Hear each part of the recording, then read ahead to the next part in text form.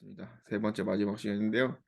복음서에 나타나는 그 유대인에 대해서 한번 공부를 해보도록 할게요. 우리가 이제 세계사를 보잖아요. 그러면은 뭐 AD, BC 이렇게 써 있잖아요. 그런데 이 AD, BC를 나누는 기준이 어떻게 보면은 이 서양의 역사가들이 말하는 그런 시각인데요. 어, 예수님의 탄생을 기점으로 해가지고 BC는 Before Christ라고 해요. 그래서 예수님 전에, 그리고 또 AD는 아노 도미니 주님의 해 해서 이제 지금은 2023년은 AD 2023년이라고 우리가 볼 수가 있겠죠. 그래서 이제 저는 궁금했어요. 왜 그 BC 주저는 왜 영어로 하고 왜 주후는 왜 라틴어로 할까 궁금했는데 이제 공용어가 이제 영어로 잡히다 보니까 그렇게 했는데 이제 라틴어로도 이렇게 표현을 할 수 있다고 합니다. 안테 크리스티움 나툼이라고 이제 가끔 가다가 뭐 역사책을 보게 되면은 뭐 이렇게 표현이 돼 있는데 예수님이 이제 태어난 것을 기점으로 세계사의 기준점을 잡습니다. AD와 BC를. 그래가지고 이제 오늘 우리가 이제 공부하는 거는요 유대인의 그 문화잖아요. 근데 우리가 읽는 그 복음서의 내용을 보게 되면 이 문자로 봤을 때는 이 문자는 헬라어로 적혀 있습니다. 왜냐하면은 당시에 그리스 로마 시대 때 사용됐던 언어가 헬라어, 지금의 그리스어였기 때문이죠. 그런데 이제 로마도 후에는 뭐 이게 라틴어를 공용어로 쓰긴 했지만 당시 예수님 당시에 전세적으로 영어처럼 많이 사용됐던 게 그리스어, 이제 헬라어라고 합니다. 그래가지고 이제 헬라어로 쓰여졌지만 어 성경 그 자체에 있던 콘텍스는 유대인들의 그 문화 안에 있었던 거예요. 즉 1세기의 사람들, 1세기에 살았던 그 유대인들의 문화 가운데 있던 사람이 바로 하나님의 아들 예수 그리스도고, 그리고 또 그것에 관해서 저술한 사람들 또한 역시 유대인의 문화권 안에 있던 사람들이었다라는 거죠. 그래서 이제 우리가 신학교 처음 들어가면 이런 것들을 공부합니다. 뭐냐면은 우리가 마테마가 누가 요한복음 복음서가 있잖아요. 그런데 이 복음서에 보게 되면은 조금씩 틀린 내용이 있고, 조금 어디서는 이게 강조되고 어디서는 덜 강조되고 어디서는 왜 없고 있고 뭐 이런 것들을 이제 볼 수가 있는데, 첫 번째로 요 그림은 뭐냐면은 이게 마가복음입니다. 예. 마가복음이고 마가복음이 가장 먼저 쓰여졌고, 그리고 이 누가와 마태복음은 이게 41%의 영향을 받았다라는 거예요. 같은 그 내용이. 그런데 특별하게 이제 마가복음과 마태복음과 공유되는 비슷한 내용이 있는 것이 있고, 그리고 또 마가복음과 또 누가복음과 또 공유되는 그런 내용들이 있습니다. 그리고 또 누가복음과 마태복음에만 나타나는 그런 내용들이 있어요. 이 서로 공유하게 된 것이죠. 그리고 이제 유니크한 자료들, 예, 특별히 이제 뭐 예수님의 어록이라든지, 그리고 또 이제 이 뭐라 그럴까요? 마태복음과 누가복음에만 드러나는 이 자료를 이제 Q 자료라고 하는데요. 거기도 이제 자료라고 하는데요.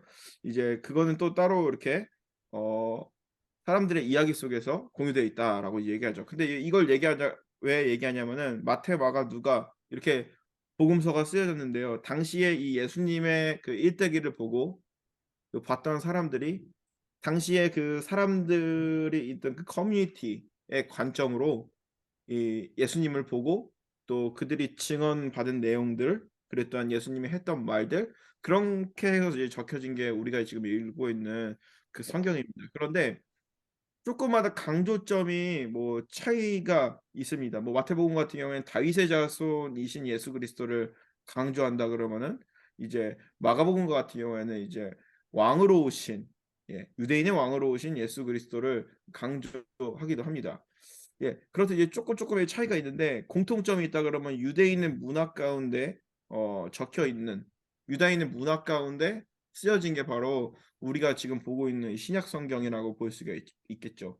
분명히 언어는 당시의 공용어가 헬라어, 그리스어였기 때문에 그리스어로 적혀져 있지만 유대인의 문화 가운데 있기 때문에 예수님의 어, 이야기들 그리고 또 예수님이 가르쳤던 방식들 이런 것들이 당시에 이제 유대인의 문화와 그 랍비들의 가르침에 대해서 상당히 영향을 많이 받았다라고 합니다.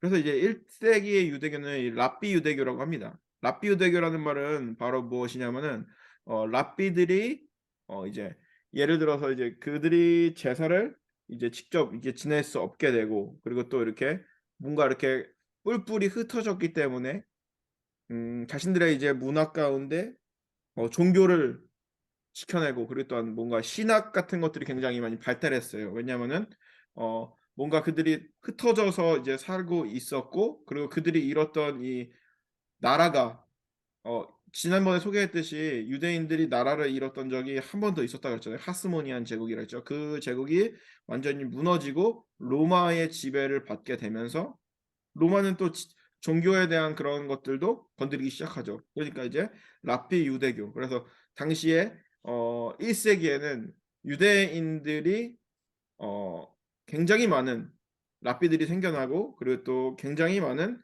성서에 대한 해석들이 있던 시기가 바로 예수님이 있던 당시에 1세기 유대교의 배경이라 그러는 것이죠.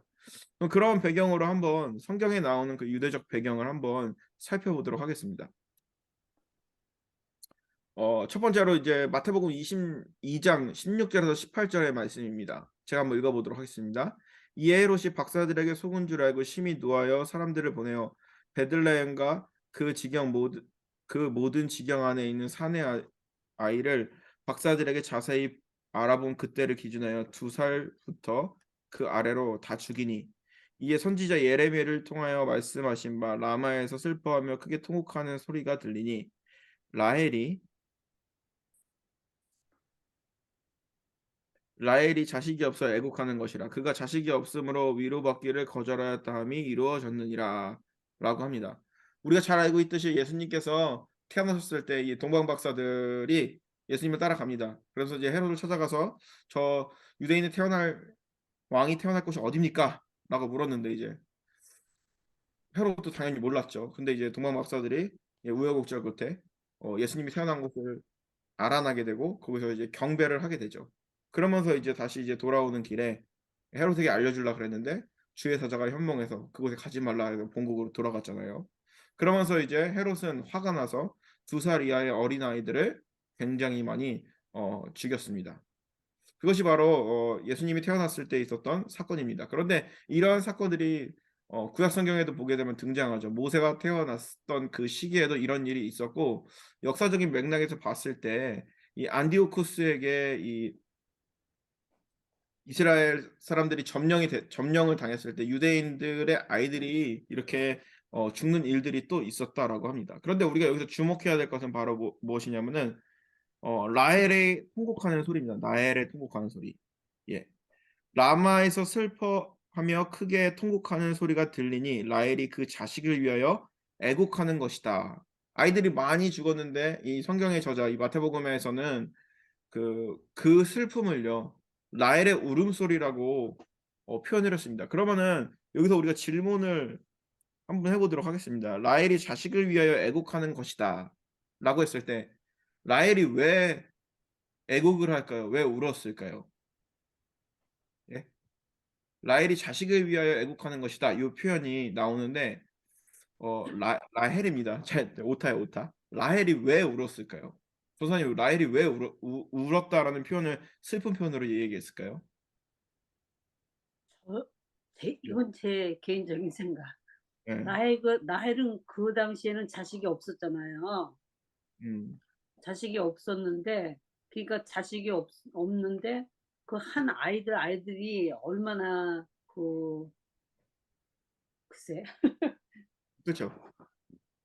가장 슬픈가. 슬 가장 슬픈 일인데 그 가장 슬픈 그 비극을 왜 라헬의 울음이라고 얘기했을까?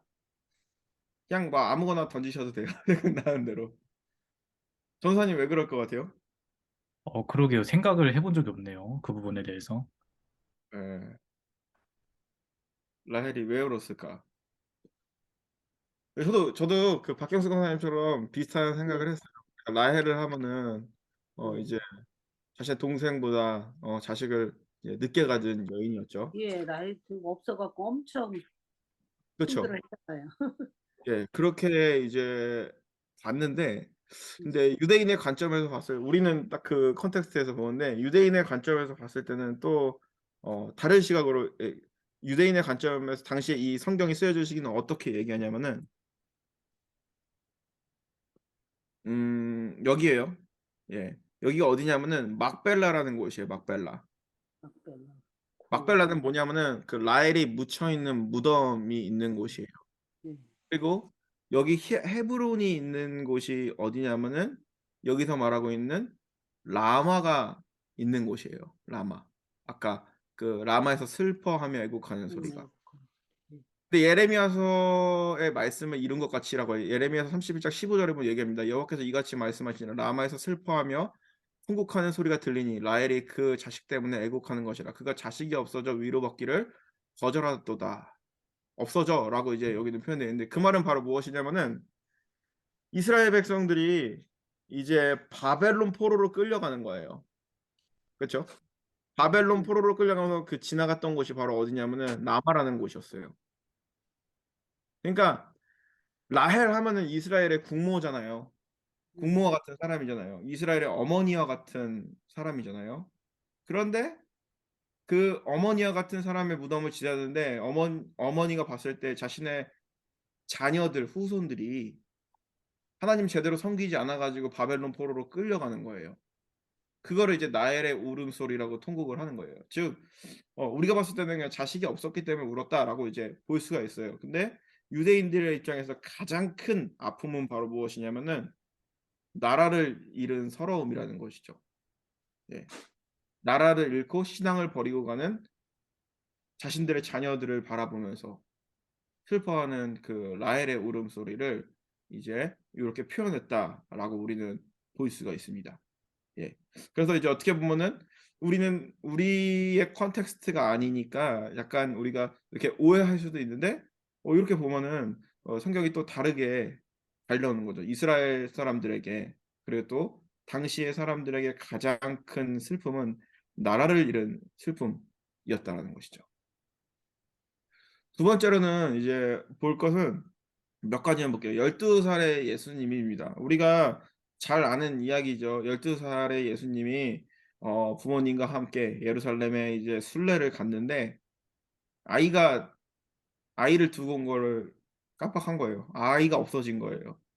그래서 이제 다시 자신들이 돌아왔던 길을 되돌아가니까 아이가 랍비들과 함께 이야기를 하며, 그래도 랍비들은 예수님께서 굉장히 똑똑한 아이임을 알고 관심 있게 보고 있었고, 그리고 또 예수님은 또 잘 성장했다라고 이제 성경에 보면은 이렇게 나와 있잖아요. 누가복음 2장 41절의 내용입니다.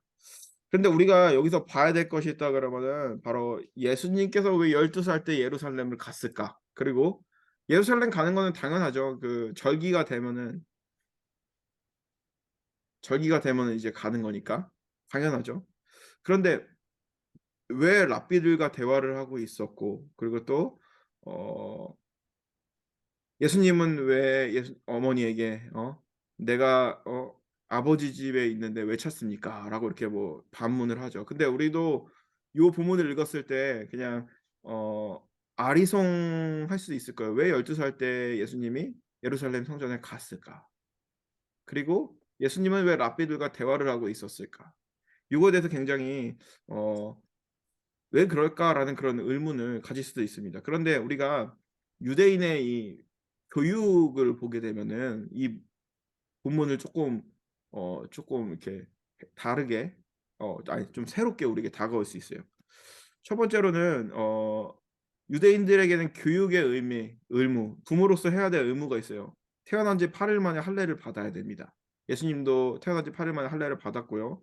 일찍부터 아이들에게 말씀을 가르칩니다. 어렸을 때는 어머니가 이제 어떻게 보면은 이 구전을 통해서 말씀을 가르치지만 그 아버지가 말씀을 가리켜야 되는, 적용하고, 그리고 또 글을 읽을 수 있는 방법을 가리켜야 되는 그러한 의무가 있습니다. 이 탈무드에 보면 이런 말이 있대요. 아버지는 호렙산에서 율법을 받은 사람이라고 생각하고 자녀들에게 율법을 가르쳐야 되는 의무가 있고요. 아이가 하나님의 말씀에 대해서 지식이 없으면은 그 아버지는 자녀 교육에 실패한 사람이라고 유대인들은 보고 있대요. 그리고 이제 부모들은 또 자녀가 이 절기를 잘 지키도록 가르쳐야 되는데 우리는 이제 20살이 되면은 성인식을 치르잖아요. 근데 유대인들에게 있어서 성인식은요 12살에 성인식을 치릅니다. 이 12살에 성인식을 치른다는 의미는 바로 어떤 거냐면은 어 12살이 되면은 이제 계명의 아들, 하나님의 말씀을 12살 전에는 하나님의 말씀을 지켜야 되고 안 지켜야 되고 그런 뭐 좀 자유롭게 냅둔다고 합니다. 그런데 이제 12살이 다가온다 그러면 엄격하게 율법 교육을 시킨다라고 합니다. 그래 가지고 이제 새해가 되기 전에 이제 비르 마츠바라고 해 가지고 이제 유대인의 성인 의식인데요. 이들이 자녀들에게 글을 읽는 방법을 가르쳐 주고 그리고 또한 하나님의 말씀을 읽고 해석하는 방법에 대해서 부모님에게 배우고 마지막으로 하는 것이 있다 그러면 바로 무엇이냐면은 어 회당에 찾아가서 랍비들에게 그거를 검사 받는 거예요. 얘가 정말 율법을 잘 숙지했는지 숙지하지 않았는지에 대해서 그에 대해서 이제 검사를 받는 거예요. 그래서 이제 요게 지금 보이는 사진이 바로 비르마츠바라는 이제 의식인데요. 랍비들에게 점검을 받는 거예요. 그렇다면은 그러한 컨텍스트로 읽자 그러면은 예수님께서 12살이 되었을 때에 예루살렘에 갔다라는 것은 바로 어떤 요 예수님께서 성인식을 보내고 있는 성인이 되기 위해서 율법에 대해서 그가 잘 숙지했는지 부모로부터 교육을 잘 받았는지에 대해서 확인하기 위해서 가게 된 것이에요. 그리고 또 보게 되면은 예수님께서 이제 당시에 이제 회당의 성전에 있던 선생들이랑 같이 함께 대화를 묻기도 하고 듣기도 하면서 그들이 이제 예수님의 지혜에 놀랍게 여겼다라는 것은 바로 무엇이냐면은 당시에 이들과의 대화를 통해서 그것을 통과해야지 성인으로서의 책임과 그리고 성인으로서의 존중을 받는 것인데 예수님께서는 그 나이가 되었다라는 것을 의미하는 것입니다. 예. 그래서 그냥 우연히 12살이 되었다라는 것을 그냥 강조하는 것이 아니고 그냥 12이라는 숫자가 그냥 성경에 있어서는 그뭐 완전수와 같은 그런 숫자기 때문에 이야기하는 것이 아니라 이 본문 안에도 어떻게 보면은 유대인들의 어 문화라든지 교육 방식과 전통이 있다고 보면은 어 알 수가 있습니다. 아니 근 그러면 예예. 왜 저 엄마 아빠는 거기서 그거 하는 걸 모르고 그냥 그러고 왔을까요? 지금 여기 리빙스턴이 그 bar 음. 미츠바를 많이 하잖아요, 애들이 그 할 때. 네. 그러면 보면 음. 거의 이제 오전에는 음. 이제 회당에 가서 잠보 예배드리고 다 하고 음. 오후에는 이제 큰 연회장에서 연회를 하는데 밤 12시 까지 넘어서까지 하고 그러거든요. 이제 예예. 우리도 애들을 이제 보내 봐서 아는데. 음. 여기서 지금은 이제 그게 바뀌어서 그런가? 그럼 그 당시 같으면 당연히 엄마 아버지가 거기 있어야 될 것 같은데 음. 그 세월이 그거에 바뀌어서? 대해서 뭐 정확한 거는 잘 모르지만 제가 예전에 어떤 책을 읽게 되었는데 이것도 의문이잖아요. 며칠 사흘 후에 성전에서 만났다 그러면 하룻길을 갈 동안 자녀가 어디 그러니까. 말이 안 된다는 건데 네. 이거 이제 어느 이제 유대인에 관련된 그거에 쓴 책을 읽어봤는데 음. 지금 우리가 이제 뭐 이렇게 회당 갈 때는 그냥 사람들이 그냥 이렇게 뭐 각자 이렇게 가잖아요. 그런데 네. 당시에 그 예루살렘으로 가는 그 순례 행렬이 굉장히 길었다 그래요. 네. 네. 그러니까 쉽게 말하면 그런 거예요. 우리가 가끔 가다가 라마단 기간이 되면은 이 사우디아라비아 여기서 메카에 점프도 그거 하러 가느라고. 예. 사람들이 굉장히 많이 인파가 모여서 몇 명 뭐 죽었다 이런 메일들이 네. 있잖아요. 근데 당시에 이제 유월절 절기가 됐을 때 전 세계에 있는 유대인들 예수님께서 다 나사렛에 예루살렘으로 올라가느라고 가니까. 그러니까 행렬이 길었으니까 맞아. 잘 따라와 했는데 뭐 응. 그렇게 했을 수도 있고 뭐 이거는 그냥 그분의 이제 해석인데 요렇게 이제 얘기를 하더라고요. 근데 부모가 하룻길 동안 애를 안 찾았다라는 거는 좀 문제가 있죠. 예. 음. 잘 말씀해 주셔서 감사합니다. 여기서도 근데 그렇게 교육을 이렇게 하기에 한 하거든요. 굉장히 아주 화려하게 크게 해요. 그리고 음. 이제 우리가 내가 듣기로는 우리 손님들한테 듣고 이걸 하면은 음. 굉장히 돈을 많이 들어와요. 아, 우리도 자녀들한테요? 갈 때도 우리 저기 애들 초청받아서 갈 때도 초청해서 하는 게 완전히 무슨 결혼식 하는 거면 그런 식으로 초대장 보내고 해서 가는데 그것도 봉투에 넣는 만약에 돈이 넣는 게 13회 곱하기인가? 하여튼 그게 있어요. 그냥 뭐 우리 저거 뭐냐 10불 넣고 뭐 이제 50불 넣기 이게 아니고 그 숫자에 대해서 이제 곱하기로 음. 내가 13이었나? 130불, 260불 이런 식으로 아, 390불 정해져 이렇게 있어요. 해서 오. 그런데 이 친척이나 이런 사람들은 굉장히 큰 돈을 주더라고요. 그래갖고는 이제 얘기하기로는 듣기로는 이게 이 아이들의 그래갖고 거기서 이제 그 밤집에 해서 들어온 돈을 음. 그게 시드머니가 되는 거예요. 걔네들한테. 걔네들 아. 통장에 넣어줘서 그게 이제 자라나게 해준다고 어. 그러더라고요. 이게 굉장히 크게 해요. 하루 오. 종일에 옷 전부 차려입고 애들 전부 양복 입혀서 해서 보내야 되고 그게 또 격식이 굉장히 저거기 하더라고요. 오. 리빙스턴이 주시가 많아서 애들이 이제 그 12살 되면 이렇게 초대받아서 가거든요. 우리 애들도 몇 번 갔었는데 그렇게 하더라고요. 그러게요. 저도 이 현대 GC 이건 제가 이제 책으로 공부한 거지 이제 네, 허접한 건 아닌데 네, 그런 게 있는지까지는 몰랐네요. 예, 예, 해요. 여기 굉장히 크게 해요.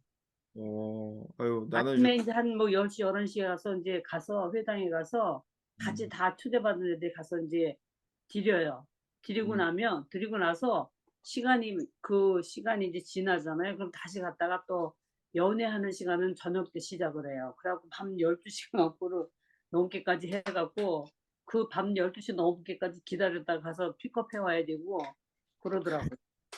네, 굉장히 크게 해요. 거기 이거 만들어 주는 거랬어. 시드머니 만들어주는 거래요. 그거 해서. 그애들 앞으로 살아갈 그 종잣돈. 음.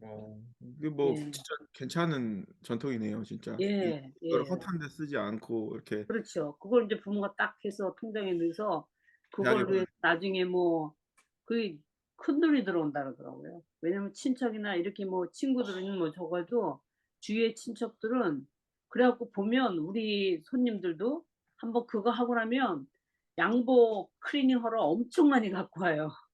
어, 예, 아버지 뭐 할아버지들도 다 양복 차려입고 다 하기 때문에 그거 음, 한 번 하고 나면은 클리닝 하러 굉장히 많이 갖고 와요. 어. 예, 크게 해요. 그래서 제가 그래서 지금 다는 거야. 미국에서 그 리빙스턴 교회에서 목회하고 있다라는 게 되게 뭐라지? 되게 감사하게 느껴져요. 이거를 현실적인 거를 이제 딱 얘기를 들으니까 아유, 나눠주셔서 감사합니다. 그래서 뭐 이렇게 하다가 그때 김건호 권사님도 이제 말씀해 주셨듯이 뭐 이렇게 강의는 그런 거잖아요. 이게 한 명이 하는 게 아니라 같이 이렇게 하는 거잖아요. 서로. 네, 그러니까 네, 이런 얘기들이 있으면은 말씀해 주세요. 그러면은 더 이렇게 풍성하고 저도 배우고 좋네요. 예. 아무튼 저도 그 부분에 대해서 생각 못 해봤는데 가르쳐 주셔서 감사합니다. 이렇게 해서 이제 이 말씀 안에는 유대인들의 문화와 전통이 들어 있다. 그리고 또 이제 현대에 와서는 또 이제 많은 사람들의 축복을 받고 그리고 그 아이가 잘 성장할 수 있게끔 그 친척들이나 이런 사람들이 이렇게 도와준다. 예, 네, 그런 것들. 예, 좋은 전통인 것 같습니다. 예, 그래서 이제 이 본문 안에 이러한 것들이 있고요. 예, 몇 가지 본문을 이제 더 찾아봤는데 이제 세 번째로는 이제 화해에 대한 이야기예요. 화해에 대한 이야기. 마태복음 5장 23절에서 26절의 내용을 보면 얘기하죠. 그러므로 예물을 드리려다가 거기서 내 형제에게 원망을 들을 만한 일이 일이 있는 것이 생각나거든. 예물을 제단 앞에 두고 먼저 가서 형제와 화목하고 그 후에 와서 예물을 드리라. 너를 고발하는 자와 함께 길에 있을 때에 급히 사화하라. 그 고발하는 자가 너를 재판관에게 내어주고 재판관이 옥리에 내어 주어 옥에 가둘까 염려하라. 진실을 너에게 이르노니 내가 한 푼이라도 남김없이 다 갚기 전에는 결코 거기서 나오지 못하리라. 라고 하는 말씀 있죠. 근데 저는 어렸을 때 이 말씀을 보면서 굉장히 좀 마음에 찔린 적이 굉장히 많아요. 왜냐하면은 누나랑 굉장히 많이 싸웠거든요.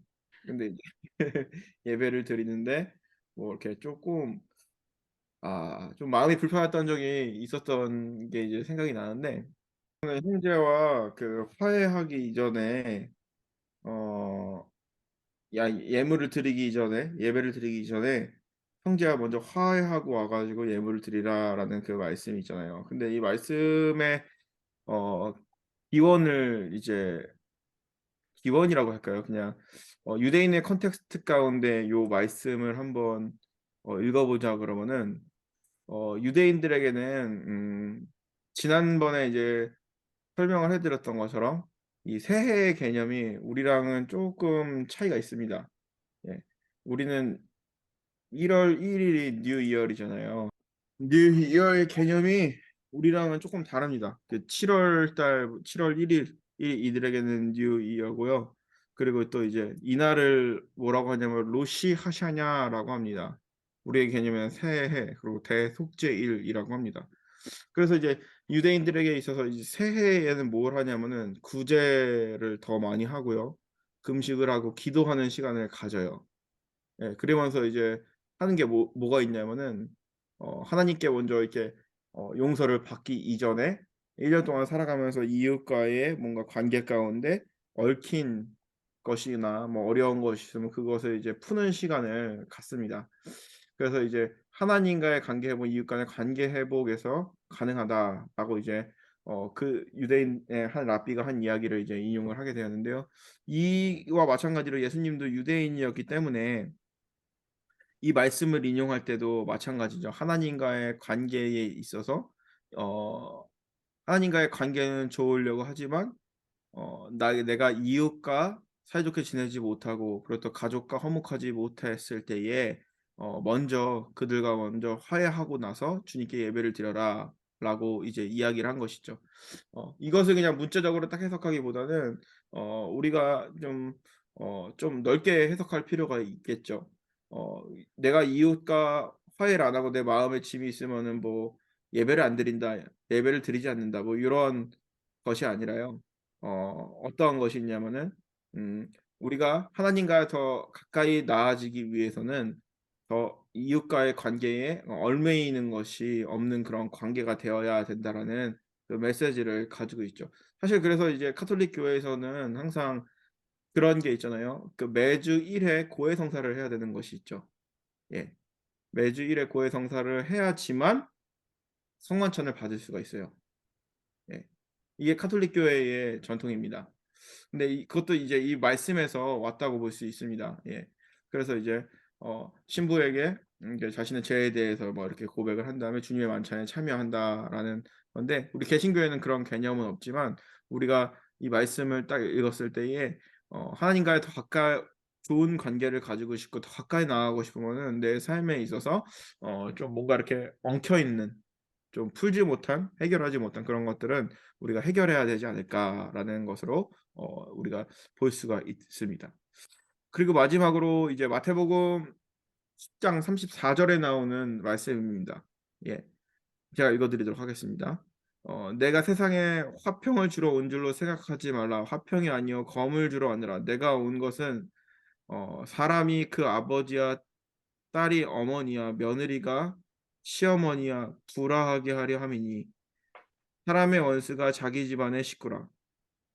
아버지나 어머니를 나보다 사랑하는 자는 내게 합당하지 아니하고 아들이나 딸을 나보다 더 사랑하는 자도 내게 합당하지 아니하며 또 자기 십자가를 지고 나를 따르지 않는 자도 내게 합당하지 안 아니하리라.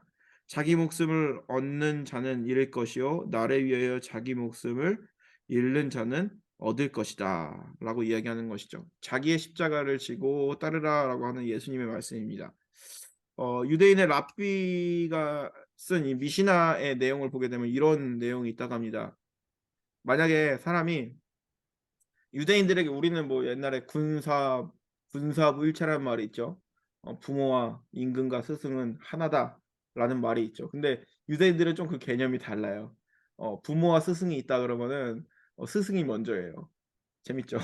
그래서 요런 글이 있는데 자신의 물건과 이 아버지의 물건을 잊어버린다 그러면은 유대인들의 랍비들은요 자신의 물건부터 찾으라라고 이야기한다고 합니다. 그리고 자신의 것과 스승의 것을 잃어버리면은 그래도 자신의 것을 찾으라. 자기를 되게 굉장히 중요시 여기는 거예요. 그런데 아버지의 것과 스승의 것을 잊어버리면은 스승의 것을 먼저 찾아라. 아버지는 세상에 나오게 하는 사람이지만 스승은 영원한 세상으로 이끄는 사람이기 때문이다. 이 말을 보게 되면은 그런 것이잖아요. 자기를 되게 굉장히 중요시 여기는 그런 문화죠. 개인의 그거를. 그리고 또 한 면을 봤을 때는 아버지보다도 스승을 더 존중하는 예, 랍비들 그리고 또한 당시에 율법학자들, 종교 지도자들을 이렇게 존중하는 문화죠. 근데 예수님께서 하신 이 말씀은요, 그들이 가지고 있던 이 세계관을 깨는 그런 말씀이었습니다. 예수님께서는 이렇게 말하셨죠. 자기 십자가를 지고 나를 따르지 않는 자도 내게 합당하지 아니하니라. 예수님께서는 말하죠. 자기의 것을 잘 지키라라고 이제 가르치는데 자기의 십자가를 지고 예수님을 따르지 아니한 자는 자도 내게 합당하지 않는 자라고 이야기합니다. 예수님의 이 말을 하실 때 이 십자가의 의미는 바로 무엇이냐면은 우리가 이제 십자가의 의미를 딱 떠올렸을 때 어떠한 의미입니까? 은혜, 사랑, 하나님 사랑, 이웃 사랑 뭐 이런 것들을 우리가 떠올릴 수 있고 눈물이 나고 그것으로 인해서 뭔가 이렇게 우리가 하나님께 더 가까이 나아가는 그러한 시간을 갖습니다. 그런데 유대인들에게 있어서 당시 예수님 십자가 지기 이전에 유대인들에게 있어서 십자가의 의미는 박해의 상징이었어요. 박해 상징은 뭐냐면은 어 당시에 로마 시대 때 이 십자가 형벌은요 아무 이유 없이 그냥 유대인을 십자가에 매달아 죽여도 유대인들은 할 말이 없는 그런 상황이요. 할 말이 없는 그런 입장이었어요. 왜냐하면은 식민지 국가의 피식민지인이었기 때문에. 즉 그래서 이 십자가라는 의미는 당시에 이 박해의 상대, 이유 없는 고난을 의미하기도 했습니다. 그런데 예수님께서는 말씀하시죠. 자기 목숨을 얻는 자는 잃을 것이요 나를 위하여 자기 목숨을 잃는 자는 얻으리라라고 이야기한 것이죠. 어떻게 보면 스승보다 자기 자신이고 그리고 또 자기 아버지보다도 자기 자신이고 만약에 스승과 아버지 둘 중에 선택하라고 하면 스승을 선택하라라고 이야기하고 있는데 어떻게 보면 이 당시의 유대 문화에 대해서 역설을 한 것이죠. 자기 목숨을 지키라가 아니라 자기 목숨을 잃으려고 하는 자들, 잃으려고 하는 자들은 목숨을 오히려 얻는다라는 것이죠. 즉 예수님을 위하여서 십자가를 진다라는 것은 예수님께서 이 말씀을 통해서 어떠한 의미를 가지고 있느냐면은 철저한 자기 부인의 의미를 가지고 있는 것이죠. 참 제자도에 대해서 가르쳐 주시면서 하신 말씀은 바로 무엇이냐면은 당시에 세상 가운데 있던 사람들, 당시의 유대인들에게는 자신을 지키고 그리고 또 자신의 가정을 지키고 그것이 어떻게 보면은 그들에게 있어서 우선순위였지만 참된 제자가 되기 위해서 예수님의 제자가 되기 위해서 목숨마저도 어 내놓을 정도로 신앙생활 예수님을 따라야지만 정말 예수님께서 그들에게 주시는 참된 진리를 얻고 그리고 또 그 은혜를 발견할 수 있다. 제자로서의 삶을 감당할 수 있다라는 것을 가르쳐 주는 것이죠. 즉 어떻게 보면은 유대인의 법칙에서 봤을 때는 당시에 어떻게 보면은 그들이 가지고 있던 세계관은 어떻게 보면은 항상 잃는 입장이었기 때문에 뭔가 이제 지키고자 하는, 얻고자 하는, 유지하고자 하는 그러한 마음이 강했다라고 봤지만 예수님께서는 그들이 가지고 있던 세계관에 대해서 역설을 한 것이죠. 스스로 자기 목숨을 잃고자 하며 하나님의 뜻을 쫓는 자들에게는 그들은 얻을 것이다라고 하면서 그들의 유대인들에게 어떻게 보기에는 좀 불편한 이야기, 그들의 문화 가운데 조금 안 맞는 이야기일 수도 있겠지만 예수님께서는 그들의 문화 가운데 어떻게 보면은 역설을 하게 된 것이죠. 즉 철저한 자기 비움만이 정말 우리가 참된 제자가 될 수 있는 길이라고 볼 수 있는 것이죠. 우리가 이제 유대인에 대해서 우리가 몇 주간 공부하게 되었습니다. 그러면서 이제 첫 주간에는 이제 유대인들이 누구인지, 그리고 히브리인들이 누구인지, 그리고 또 그들은 어떠한 역사 속에서 살아왔으며, 그리고 또 어떠한 전통을 가지고 있고, 그들이 왜 세상으로부터 사람들로부터 이렇게 미움을 받았는지, 그리고 또 그들은 왜 지금도 그러한 전통들을 지키고 있는지, 그리고 또 오늘은 성서 속에서 나타나는 유대인들의 문화에 대해서 한번 살펴봤습니다.